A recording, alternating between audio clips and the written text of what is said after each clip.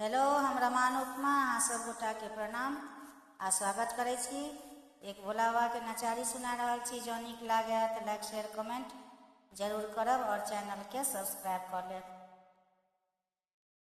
रिझि गेली भवानी भंगिया में, रिझि गेली भवानी भंगिया में, हो भंगिया में, भंगिया में, हो भंगिया में, रिझि गेली भवानी भंगिया में, रिझि गेली भवानी।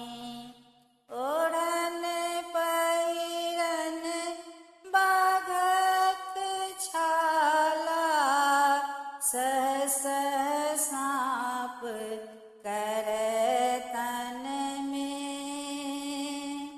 ओढ़न पहिरन बाघक छाला, सहस साँप करय तन में, रिझि गेली भवानी भंगिया में, रिझि गेली भवानी भंगिया में, हो भंगिया में, भंगिया में, हो भंगिया में, रिझि गेली भवानी भंगिया में, रिझि गेली भवानी।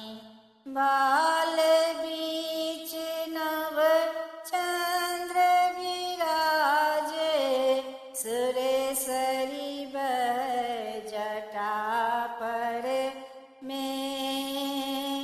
बाल बीच नव चंद्र विराजे, सुरेसरी बह जटा